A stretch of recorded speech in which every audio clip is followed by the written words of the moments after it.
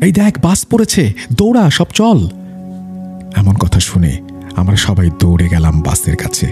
দেখি মর্মান্তিক অবস্থা, মানুষ মারা গেছে এবং জীবিত মানুষের বাঁচার কি আকুতি। সেই দৃশ্য সহ্য করার মতো না। আসসালামু আলাইকুম, কেমন আছেন সেটা বললাম না, কারণ আপনি সবসময় ভালোর দলেই থাকেন। আমি আমার নাম ঠিকানা গোপন রাখার অনুরোধ করছি। এরপরে তিনি তার নাম ঠিকানা দিয়েছেন আমাদেরকে। আমি আগেও 2টা ঘটনা পাঠিয়েছি, কিন্তু জানি না সেটা কি কারণে সিলেক্টেড হয়নি। অনেক খারাপ লাগা থাকলেও ভালোবাসার জায়গা থেকে অভিমান নিয়ে আবারও লিখছি। আপনি বেশ কয়েকটা এপিসোডে বলেছেন আপনার এলাকায় ঘটে যাওয়া ভয়ঙ্কর ঘটনা বা গ্রামের প্রচলিত ঘটনা শেয়ার করতে, তারই প্রেক্ষিতে এই ঘটনাটি শেয়ার করা। প্রথমে আমার গ্রামের ভয়ঙ্কর জায়গার বিবরণ দেয়া যাক। আমাদের গ্রামের নাম জোড়া বটতলা, আর এই বটগাছ দুটো নিয়েই গ্রামের প্রচলিত সব ঘটনা। আমাদের গ্রামের মেইন রাস্তা, প্রচার করবেন না সুতরাং আমি বলছি না, তার এক সাইডে বিল, ডাকাতিয়া বিল, আর এক সাইডে আমাদের গ্রাম। মেইন রাস্তা থেকে গ্রামে ঢোকার সময় বড় 2টা বটগাছ পড়ে, যেটা অনেক পুরাতন। মেইন রাস্তার বটগাছের পাশাপাশি 2টা বড় মাছ চাষের ঘের আছে। বটগাছ দুটো এমনভাবে পাশাপাশি আছে যার মাঝখান দিয়ে আমাদের গ্রামে ঢোকার প্রথম রাস্তা। যাই হোক, ঘেরের এক পাশে মেইন রাস্তা আর এক পাশে আমাদের খেলার মাঠ। আমি ছোটবেলায় দেখেছি সন্ধ্যার পর কেউ ওই বটগাছের ওই দিকে, মানে মেইন রাস্তার দিকে যেত না। সবার প্রয়োজন সন্ধ্যার আগেই মিটিয়ে ফেলত। আমাদের এখানে স্থানীয় বাজার সন্ধ্যার আগেই শেষ হয়ে যেত, তবে কোনো প্রয়োজনে গেলে 1-এর অধিক মানুষ একসাথে যেত। একা যাওয়ার সাহস কারো নেই। অনেকে অনেক কিছু দেখেছে, সেসব নাই বা বললাম, অন্য একদিন বলবো। যাই হোক, যারা যেত সন্ধ্যার পর ওই দিকে, সবাই বলতো বটগাছের ওইখানে গেলে শরীর ভারী হয়ে আসতো। ছোটবেলা থেকে দেখে এসেছি ওই রাস্তায় অ্যাক্সিডেন্ট হয়, মানুষ মারা যায়। আমি নিজের চোখেও বহু অ্যাক্সিডেন্ট দেখেছি রাস্তায়, মৃতদেহ পড়ে থাকতে দেখেছি সেখানে। শুধু আমি না, আমাদের গ্রাম, আশেপাশের গ্রাম এবং রাস্তায় চলাচল মানুষ এসব ঘটনার সাক্ষী হয়ে আছে। মনে করেন বছরে 2-3টা বড় বড় অ্যাক্সিডেন্ট হবেই, আর মানুষও মারা যাবে। এটা কেমন যেন আমাদের কাছে খুব স্বাভাবিক ঘটনা হয়ে গিয়েছিল। তবে একটা কথা বলে রাখি, অ্যাক্সিডেন্টগুলো হতো ওই বটগাছের আশেপাশেই। রাস্তা কিন্তু একেবারে সোজা এবং ভালো রাস্তা, কিন্তু কেন জানি না ওই বটগাছের আশেপাশে অ্যাক্সিডেন্ট হবেই। আমার দেখা রাস্তার 2-1টা ঘটনা আমি শেয়ার করছি। সালটা 2011-12 হবে। আমি আগেই বলেছি রাস্তার পাশে পুকুর ঘের, আর ঘেরের এই পাড়ে আমাদের খেলার মাঠ। কোনো এক ছুটির দিনে আমরা প্রায় 12-15 জন ক্রিকেট খেলছি মাঠে। হঠাৎ করে পানিতে বড় একটা কিছু পড়ার শব্দ শোনা গেল। শব্দ শুনেই আমার এক বন্ধু বলল, ওই বাস পড়েছে ঘেরে। আমরা সবাই দৌড়ে গেলাম এবং মানুষকে উদ্ধারের চেষ্টা করলাম। কষ্টের বিষয় ছিল, অনেকে আহত হয়েছিল এবং 2-3 জন শিশু মারা গিয়েছিল। তবে সেখানে বেঁচে যাওয়া মানুষের বক্তব্যে জানা গিয়েছিল সামনে হঠাৎ করেই গরু চলে আসে এবং ড্রাইভার সেটাকে বাঁচাতে গিয়ে এই অবস্থা। আরেকটা ঘটনা বলি, ওই বটগাছের ডাল কাটার জন্য আমাদের গ্রামের বড় ভাই গাছে ওঠে এবং কিছু ডালও কাটে। কিছুদিন পর শহর থেকে তার ভাগ্নে বেড়াতে আসলে সেই ভাগ্নে পানিতে ডুবে মারা যায় ওই ঘেরেই। আমাদের গ্রামের 2 জন লোক মারা গেছে, সেটা আর নাই বা বললাম। গ্রামের প্রভাবশালী লোক তারা। যাই হোক, আমার জীবনে ওই বটগাছের আশেপাশে অনেক অ্যাক্সিডেন্ট আমি দেখেছি। মানুষ মারা গেছে সেখানে, আগেই বলেছি। ওখানে অ্যাক্সিডেন্ট হলে যেই শুনতো সেই অবাক হতো না, কারণ ওখানে ব্যাপারটা এমন স্বাভাবিক। ছোটখাটো অ্যাক্সিডেন্ট, হাত পা ভেঙে যাওয়া, এসব ঘটনা আর নাই বা বলি। যাই হোক, এবার সমস্যার সমাধান হয়েছে, তবে অনেক কষ্টের পর। সবাই মনে করত ওই বটগাছে জিনের বসবাস। এটা বাস্তব বলে আমিও মনে করতাম, কারণ এটা কাকতালীয় ব্যাপার হতেই পারে না। অনেক হুজুর কবিরাজ দেখিয়ে লাভ হয়নি।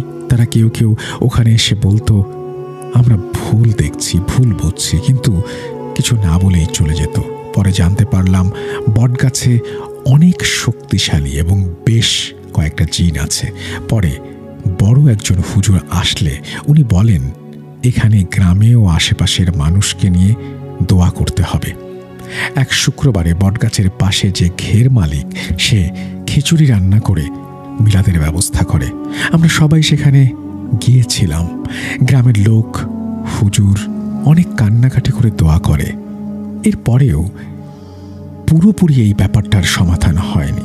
পরে আবারও সেই হুজুরের কাছে গেলে তিনি অনেক ভেবে চিনতে বলেন, গ্রামের সবাই টাকা উঠিয়ে মাদ্রাসার এতিম ছেলে মেয়েদের সবাইকে দাওয়াত করে তারপর দোয়া করতে হবে।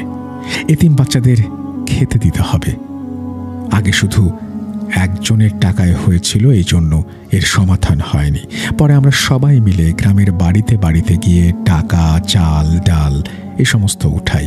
কোনো এক শুক্রবারে গ্রামের মানুষজন এবং এতিম ছেলে মেয়েদের মিলে মিলাদ মাহফিল আয়োজন করা হয়। অনেক দোয়া কালাম করেছিলাম। আমরা গ্রামের মানুষ এবং আশেপাশের গ্রামের মানুষরাও সেখানে সামিল হয়েছিল। পরে হুজুর যেভাবে বলেছিলেন ওইভাবেই করেছিলাম। তারপর থেকে সেই সমস্যার সমাধান হয়ে যায়। এই ঘটনা 100% সত্যি। কেউ যদি যাচাই বাছাই করতে চান তাহলে আমাদের গ্রামে আসতে পারেন। এক গ্রামের এবং ইউনিয়নের মানুষ সবাই এটার সাক্ষী হয়ে আছে। ঘটনাটি অনেক কষ্ট করে লেখা। দয়া করে নাম ঠিকানা প্রকাশ করবেন না, এই বলে তিনি তার ঘটনা শেষ করেছেন। আমার কাছে ঘটনাটি ভালো লেগেছে, বাস্তবসম্মত মনে হয়েছে এবং একটি বিশেষ উদ্দেশ্যে শুরুতেই বলেছি আপনাদের সামনে উপস্থাপন করলাম। ভালো মন্দ বিচারের দায় বা ভার আপনাদের কাছে যদি ভালো লাগে তাহলে অবশ্যই কমেন্ট সেকশনে কমেন্ট করবেন, শেয়ার করবেন এই ঘটনাটি বন্ধু এবং আত্মীয় স্বজনের সাথে, এবং অবশ্যই আমাদের চ্যানেলটি সাবস্ক্রাইব করতে ভুলবেন না।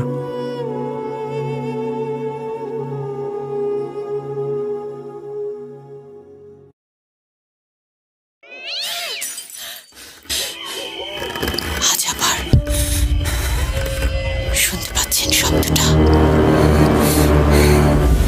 ভয়ের আরেক নাম ভূত.com with Russell।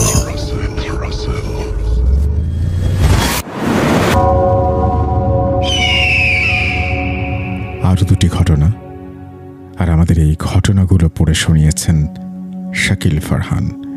আমরা আপনাদের কাছ থেকেও এরকম ঘটনা চাই। আমরা চাচ্ছি যে আপনারাও ভূত.com-এ পাঠানো ঘটনাগুলো পড়ে শোনান। আমরা খুঁজে বেড়াচ্ছি সেই সেরা কণ্ঠগুলোকে যারা আমার পাশাপাশি ভূত.com-এ ঘটনা শোনাতে পারবেন। চলুন শুরু করা যাক। আসসালামু আলাইকুম, আশা করি ভালো আছেন। আমি ভূত এফএম-এর সঙ্গে প্রায় 9 বছর ধরে রয়েছি। বর্তমানে ভূত.com শুনছি।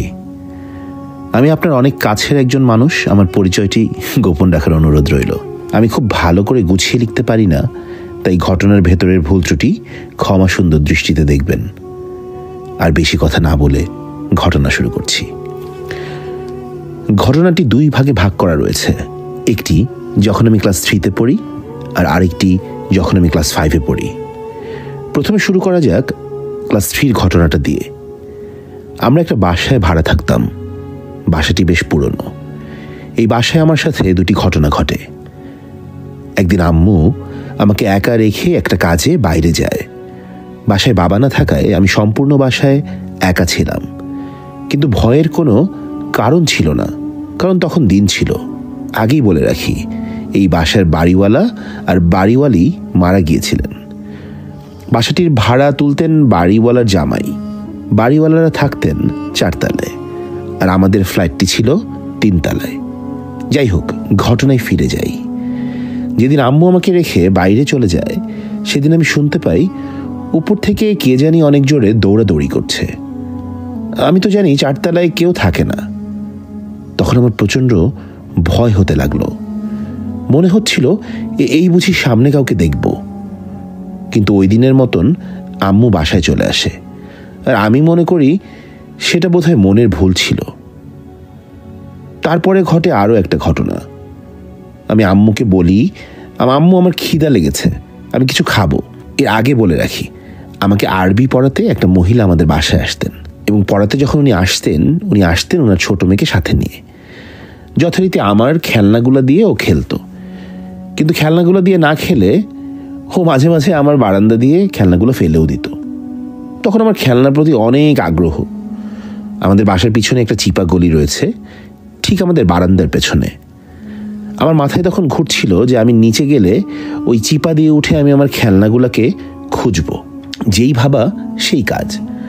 আমি কিছু টাকা নিয়ে বের হয়ে যাই বাসা থেকে, এবং সেই চিপার ফাটাতে একটা দেয়াল ছিল, তাই আমি খুব সহজেই সেখানে ঢুকতে পারছিলাম না। বলে রাখা ভালো, আমার হাইট তখন ভালোই ছিল। খেলনা তুলছিলাম, আর তুলতে তুলতে কিছুটা সামনে যেতেই লক্ষ্য করি কেউ জানি একজন দাঁড়িয়ে রয়েছে। অদ্ভুত সেই বস্তুটির সারা শরীর গোলাপি রঙের, পরনে তার শুধুমাত্র গোলাপি রঙের একটা হাফ প্যান্ট, 3-4টি চুল মাথায়।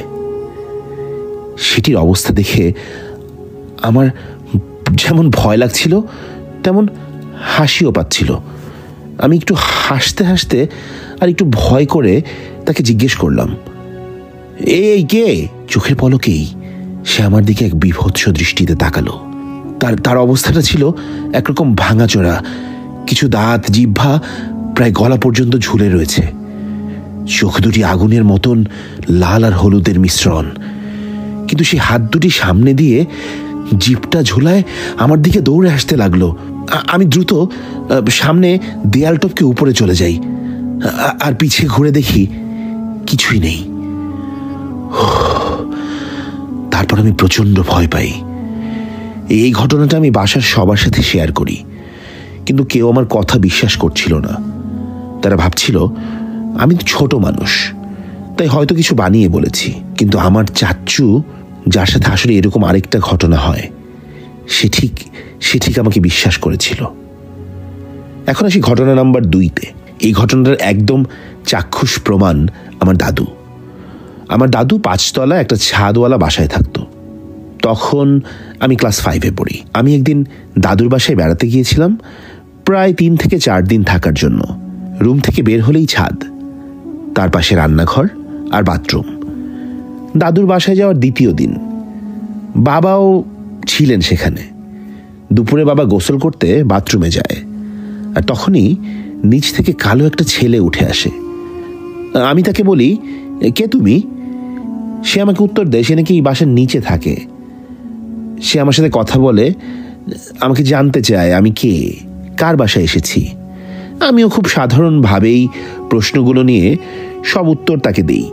পরে আমি তাকে বলি যে আমার বাবা যদি দেখে তোমাকে ছাদে, তাহলে সে হয়তো রাগ করতে পারে, কারণ ছাদওয়ালা বাসাতে যারা ভাড়া নেয় তারা শুধুই ছাদটা ব্যবহার করতে পারে। তো আমি তাকে বলি, তুমি দরজার পেছনে থাকো, আমার বাবা বাথরুম থেকে বের হয়ে গেলে তখন তুমি চলে যেও। আমি তাকে দরজার পেছনে দাঁড় করাই। বাবা বাথরুম থেকে চলে যায়, কিন্তু যখনই আমি দরজার পিছনে তাকাই তখন আর আমি তাকে দেখতে পাই না। তখন আমি দেখি সে আবার সিঁড়ি দিয়ে উঠে ছাদের দিকে আসছে। আমি খুব অবাক হই। পরে ভাবি এখান থেকে নিশ্চয়ই কোনো রাস্তা রয়েছে যেখান দিয়ে ও হয়তো আবার সিঁড়ির দিকে চলে গিয়েছিল। তখন সে আমাকে বলে, তুমি আমার সাথে খেলবে?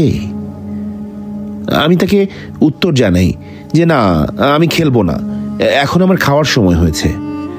কারণ তখন দুপুরবেলা ছিল। তখন সে আমার হাতকে খুব শক্ত করে ধরে। কি শীতল সে হাত! আমার মনে হচ্ছিল সে কোনো মানুষ না, আস্ত একটা স্টিলের খাম্বা।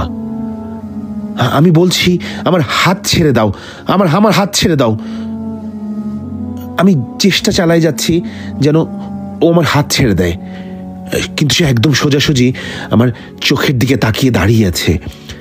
আমি খুব অবাক হলাম। তখন সে আমাকে বলে, তুই আমার আসল রূপ দেখবি। এই বলে সে তার অপর হাত দিয়ে তার মাথাটা পুরো 360 ঘুরিয়ে ফেলে। এটা দেখে আমি চিৎকার দিয়ে আল্লাহ বলে ডেকে উঠি।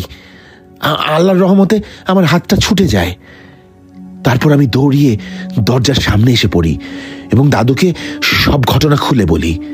আপনি প্রমাণস্বরূপ আমার দাদুর কাছে এই ঘটনাটা জিজ্ঞেস করতে পারেন। দাদু আমাকে দোয়া করে ফু দিয়ে দেন। তারপর দাদু সেই বাসাটি ছেড়ে দেয়। এই ছিল আমার ঘটনা। ঘটনাটি পড়ার জন্য অসংখ্য ধন্যবাদ। যদি সিলেক্টেড হয় তাহলে অবশ্যই পড়ে শোনাবেন আর আমাকে জানাবেন। এখন আমি আমার ঘুমানোর সময় কানে হেডফোন লাগিয়ে ভূত.com ইউটিউব চ্যানেলে আপনার প্রতিটা ঘটনা শুনি রাতে ঘুমানোর সময়। কি করব, অভ্যাস হয়ে গেছে। বাসার সবাই বকাবকি করে, রাত জেগে থাকার কারণে তবু আমি শুনি।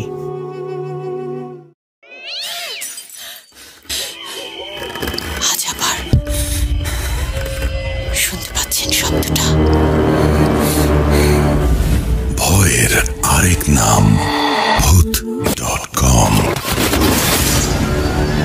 with Russell.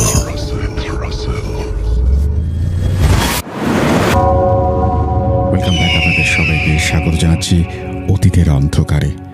পৃথিবীর বিভিন্ন প্রান্তে, অলিতে গলিতে, লোকমুখে প্রচলিত ঘটনাগুলো এখানে উঠে আসে এবং যে ঘটনাগুলো স্থান পায় না ইতিহাসের পাতায়।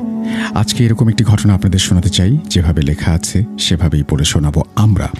আসসালামু আলাইকুম রাসেল ভাই, কেমন আছেন? জানি আপনি সবসময় ভালোর দলে থাকেন। আমি মোহাম্মদ জিয়াদুল ইসলাম। আমি নোয়াখালী জেলার হাতিয়া উপজেলার 1 নং হরিণী ইউনিয়ন থেকে বলছি। ভূত.com-এ পাঠানো এটা আমার প্রথম ঘটনা। আগেই বলে রাখা ভালো, আমি কাজের ব্যস্ততায় লেখার সময় পাই না, তাই কাজের ফাঁকে ফাঁকে মোবাইলে একটু একটু করে টেক্সট করে লিখলাম। ভুল ত্রুটি ক্ষমা সুন্দর দৃষ্টিতে দেখবেন। তো যাই হোক, এইরকম ঘটনা আপনার কাছে থাকলে আপনিও আমাদের পাঠিয়ে দেবেন। আমরা সেই ঘটনাগুলো আপনাদের সামনে হাজির করব। এবং তিনি বলছেন যে আমার এক ভাই, তিনি ওমান প্রবাসী, তার নাম ইয়াকুব, তিনি এই ঘটনাটি এক্সপেরিয়েন্স করেছেন। তো আমরা এই ঘটনাটি শুনব ইয়াকুব ভাইয়ের কাছ থেকে এবং পড়ে শোনাবেন শাকিল ফারহান। আমি নোয়াখালী জেলার হাতিয়া উপজেলা 1 নম্বর হরিণী ইউনিয়ন থেকে বলছি। ভূত.com-এ পাঠানো এটা আমার প্রথম ঘটনা। আগেই বলে রাখা ভালো, আমি কাজের ব্যস্ততায় লেখার সময় তেমন পাই না, তাই কাজের ফাঁকে ফাঁকে মোবাইলে একটু একটু করে টেক্সট করে লিখলাম। ভুল ত্রুটি ক্ষমা সুন্দর দৃষ্টিতে দেখবেন। আমি 2020 থেকে আপনার স্টোরিগুলো শুনি, তো আজ আমি আমার বড় ভাইয়ের কাছে শোনা একটা ঘটনা শেয়ার করলাম। বলে রাখা ভালো, আমার ভাই একজন ওমান প্রবাসী, ভাইয়াও আপনার একজন ভক্ত। তো সেখানে কাজের ক্ষেত্রে আফ্রিকার এক লোকের সাথে ভাইয়ার ভালো একটা সম্পর্ক গড়ে উঠেছে। তার নাম মোহাম্মদ ইয়াকুব। তো একদিন ভাইয়া যখন বাসায় বসে কানে হেডফোন দিয়ে আপনার ঘটনা শুনতে লাগলো, তখন ইয়াকুব ভাই বললেন তার কাছেও এরকম একটা সত্য ঘটনা আছে, যেটা উনি ওনার বাবার কাছ থেকে শুনেছেন। তখন ভাইয়া বললেন, কি সেই ঘটনা? তখন ইয়াকুব ভাই একটা দৃঢ় শ্বাস নিয়ে বলতে লাগলেন। বলছেন ইয়াকুব ভাই, ঘটনাটা ঘটে 1960 থেকে 1965 সালের মধ্যে, যখন আমার বাবার বয়স 20 কিংবা 22 হবে। সাহারার দক্ষিণে আফ্রিকার গভীরে এক ঘন জঙ্গলের ভেতর ছোট্ট এক গ্রাম। গ্রামের নাম নজানোয়েলি। চারপাশে উঁচু মেহগনি গাছ, বিষাক্ত সাপ আর কুমির ভরা নদী। দিনের বেলায় গ্রামটা সাধারণ মনে হলেও রাতে নামলে বাতাস ভারী হয়ে যায়। গ্রামের বৃদ্ধরা বলতো, এই মাটি পবিত্র নয়, এখানে অভিশাপ আছে, রক্ত আছে আর আছে আগুন। শোনা যায় শত শত বছর আগে এখানে বন্দী করা হয়েছিল একদল ভয়ঙ্কর জিন, সংখ্যায় ঠিক 1180। তাদের বলা হতো আল আমসার, অশুভ, নৃশংস আর অদম্য।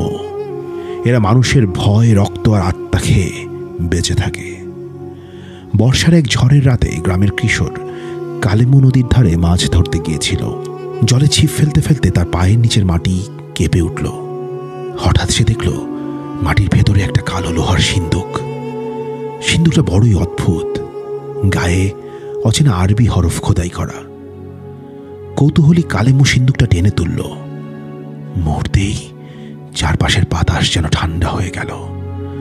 ওই দূরে শেয়াল হাউমাউ করে উঠল আর পাখিরা হঠাৎ নীরব হয়ে গেল। সেই রাত থেকেই গ্রামে শুরু হলো অদ্ভুত সব ঘটনা। শিশুদের ঘরে অচেনা ছায়া নাচতে দেখা যায়। রান্নার হাঁড়িতে রক্ত জমে থাকে, গরু ছাগল মরে পড়ে থাকে আঙিনায়। তাদের শরীরে এক ফোঁটাও রক্ত থাকে না। রাতের অন্ধকারে নদীর ধারে শোনা যায় নারীদের করুণ আর্তনাদ। তখন গ্রামের বৃদ্ধরা বুঝে গেল রক্তের সেই সিন্দুক খুলে গেছে আর বন্দি জিনগুলো মুক্ত হয়ে গেছে। গ্রামের শান্ত জীবন দ্রুত ভেঙে পড়তে লাগলো। এভাবে প্রতিদিনই জিনদের নৃশংসতা বাড়তে লাগলো। নারীদের উপর হামলা। রাতের আধারে জিনেরা গ্রাম থেকে নারীদের টেনে নিয়ে যেত গভীর জঙ্গলের ভেতর। পরদিন ভোরে তাদের পোশাক পাওয়া যেত নদীর ধারে, কিন্তু শরীরের কোনো হদিশ থাকতো না। গ্রামের শিশুদের দিয়ে ভয়ঙ্কর এক খেলা খেলত তারা। একদিন গ্রামের এক মা দেখল তার ছেলে আগুন নিয়ে খেলছে, কিন্তু ছেলেটির চোখে কোনো সজাগ চাহনি নেই। মুহূর্তেই সে ছাই হয়ে গেল। কিছু সুস্থ মানুষ হঠাৎ করেই পাগল হয়ে যেত। তারা তাদের পরিবারকে হত্যা করত আর চিৎকার করত, ওরা ওরা আমার শরীরে ঢুকছে, ওরা আমাকে ছাড়ছে না। পুরো গ্রাম ধীরে ধীরে এক নরকুণ্ডে পরিণত হলো। কেউ সাহস করত না সেই সিন্দুক স্পর্শ করতে, কারণ সবাই জানত একটু ভুল হলেই গোটা গ্রামটা ধ্বংস হয়ে যাবে। এভাবেই কাটতে লাগলো দিন। তখন দূরদেশ থেকে এক ভ্রমণকারী কবিরাজ আমিনী সেই গ্রামে আসলেন একদিন। তিনি লম্বা শুকনো গঠনের, সাদা দাড়িওয়ালা একজন বৃদ্ধ। গলায় ঝুলছে এক পান্নার তাবিজ, যাকে মানুষ সোলেমানি রত্ন বলে চিনত। তিনি গ্রামের মসজিদের সামনে দাঁড়িয়ে বললেন, এই অভিশাপ সাধারণ নয়। যেই জিনগুলো মুক্ত হয়েছে তারা সোলাইমান আলাইহিসসালামের যুগ থেকে শপথবদ্ধ জিন। তাদের ফেরত না পাঠানো গেলে এই গ্রাম মাটির সাথে মিশে যাবে। গ্রামের লোকজন তখন তাকে কেঁদে অনুরোধ করল, হুজুর, আমাদের রক্ষা করুন। আমিনী বললেন, এর জন্য চাই এক রাতের যুদ্ধ, যেখানে ভয়ঙ্কর জিনদের সাথে মুখোমুখি লড়তে হবে, এবং সেই লড়াইতে হয়তো তার নিজের জীবনও চলে যাবে। অবশেষে কিছুদিন পরে অমাবস্যার রাতে নদীর মাঝের বালুচরে সেই সিন্দুক রাখা হলো। গ্রামের 15 জন সাহসী পুরুষ তাবিজ, মশাল আর কুরআন শরীফ নিয়ে কবিরাজের পাশে দাঁড়ালো। আমিনী ধীরে ধীরে চোখ বন্ধ করে সূরা পড়তে লাগলেন। প্রতিটি আয়াতের সাথে সাথে নদীর পানি ফেনিয়ে উঠল, বাতাস গর্জন করতে লাগলো, আর চারপাশের বাতাস হঠাৎ থেমে গেল। চারপাশে অদ্ভুত এক নীরবতা। তারপর হঠাৎই এক শীতল বাতাস বয়ে গেল, আর নদীর পুরো পানি কালো হয়ে গেল। এক এক করে তারা বের হতে লাগলো। কেউ আগুনের দেহ নিয়ে দাঁড়িয়ে আছে, কেউ সাপের মতন সরছে, কারো শরীর নেই, শুধু ভয়ঙ্কর চোখ ভেসে বেড়াচ্ছে চারদিকে। তারা হাসতে হাসতে কর্কশ কণ্ঠে বলতে লাগলো, আমরা ফিরে এসেছি, আমাদের রক্ত দাও, নইলে তোমরা সবাই মরবে। গ্রামবাসী ভয় পেয়ে গেল, কিন্তু আমিনী দাঁড়িয়ে রইলেন স্থিরভাবে। তিনি তাবিজ উঁচু করে চিৎকার করে সূরা পড়তে লাগলেন। বলার সাথে সাথে এক ঝলক সাদা আলো বের হলো তাবিজ থেকে। কিছু জিন গর্জন করে মাটিতে লুটিয়ে পড়ল, কিন্তু সবচেয়ে শক্তিশালী মারিদ জিনগুলো আগুনের স্রোত ছুড়ে দিল গ্রামবাসীর দিকে। আমিনীর দেহ পুড়ে যেতে লাগলো, কিন্তু তিনি থামলেন না। তিনি পড়তে লাগলেন সূরা জিনের আয়াত। তার গলার আওয়াজ নদীর গর্জনের মতো বেজে উঠল। হঠাৎ সিন্দুক থেকে ভয়ঙ্কর এক শব্দ ভেসে এলো। হঠাৎ সিন্দুক থেকে ভয়ঙ্কর এক শব্দ বেরিয়ে এলো, আর তীব্র আলোর ঝলকানি ছড়িয়ে পড়ল চারদিকে। সব জিন একে একে কাতরাতে কাতরাতে সিন্ধুকের ভেতর ফিরে যেতে লাগলো। সেই যুদ্ধ শেষ হলো ভোরের আগে। সিন্ধুক ফের সিলগালা করা হলো, কিন্তু কবিরাজ আমিনীর শরীর আর কোথাও নেই। শুধু নদীর ধারে তার সোলেমানি তাবিজ পড়ে আছে, রক্তে ভেজা। গ্রামবাসীরা তাবিজটি তুলে সিন্ধুকের ওপরে রাখলো আর কেঁদে কেঁদে প্রার্থনা করল, হুজুর আপনার আত্মা যেন শান্তি পায়। গ্রামে শান্তি ফিরে এলো, কিন্তু অভিশাপ মুছে গেল না। প্রতি 100 বছরে একবার অমাবস্যার রাতে নদী থেকে ভেসে আসে ভয়ানক চিৎকার, আমরা মুক্ত হব, সিন্ধুক খুলে দাও। গ্রামের লোকেরা সিন্ধুকের কাছে আর যায় না, কেউ সাহস করে না। তারা বিশ্বাস করে কবিরাজ আমিনীর আত্মা আজও সিন্ধুক পাহারা দিচ্ছেন, যেন 1180 জিন আর কখনোই মুক্তি না পায়।